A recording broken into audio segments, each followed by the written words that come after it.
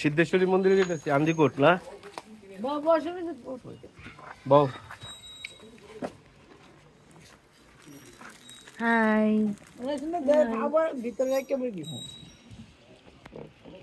তো বন্ধুরা, আপনারা তো বুঝতেই পারছেন আমরা কোথায় যাচ্ছি।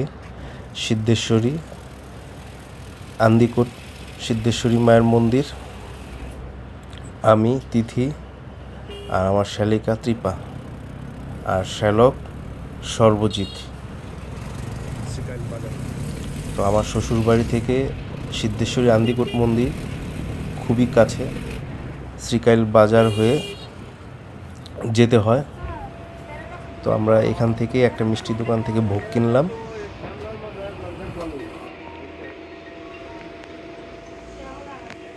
তো যাত্রাপথে আমাদের পড়ল বদ্রেশ্বরী মন্দির।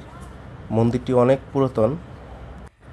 মন্দিরের জায়গা জমি নিয়ে ঝামেলা হওয়ার কারণে কি যেন শুনলাম মামলা হচ্ছে, তাই এখন এটা সংস্কার বন্ধ আছে।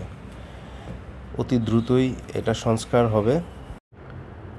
তো আমরা একটু আগরবাতি মোমবাতি জ্বালিয়ে মায়ের নিকট পূজা দিলাম।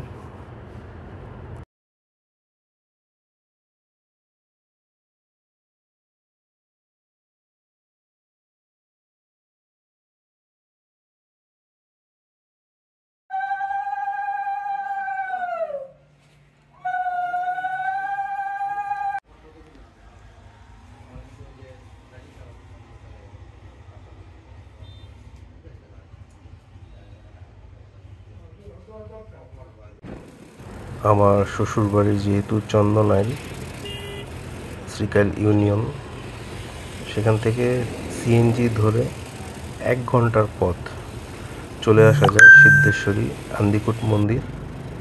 দেখতে দেখতে চলে এলাম। এই যে প্রধান গেট। আমি এর আগে কয়েকবার আসলেও তিথি এই প্রথম আসলো, তিথি এবং ত্রিগুণ। তো আমাদের ইচ্ছে ছিল মাকে পুজো দেব, তাই সকাল সকাল এসে পড়লাম যেন পুজো দিতে পারি।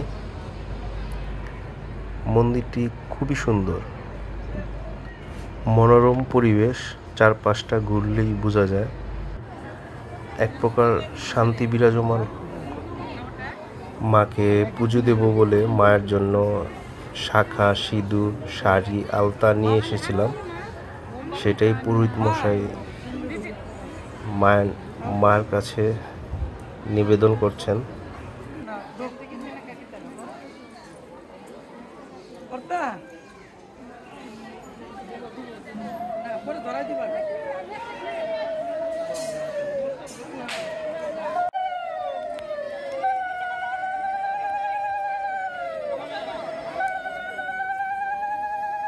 মায়ের জন্য নিয়ে আসা শাড়িটা পুরোহিত মশাই মাকে পরিয়ে দিচ্ছেন।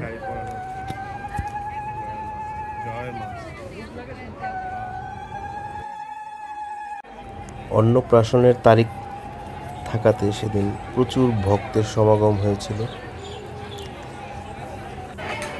একদিকে প্রচুর রোদ আর প্রচুর মানুষ।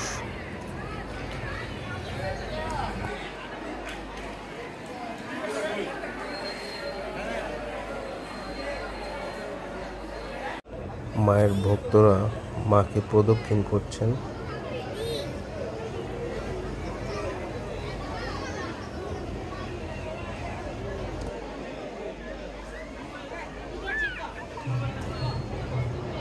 মন্দিরের এই পাশে দুপুরের প্রসাদের আয়োজন করা হচ্ছে। প্রতিদিন দুপুর 2:30 বাজে প্রসাদ বিতরণ হয়। দেরি হবে ভেবে আমরা রওনা দিয়ে দিলাম। ভিডিওটি ভালো লাগলে লাইক দিবেন, কমেন্টস করে জানাবেন।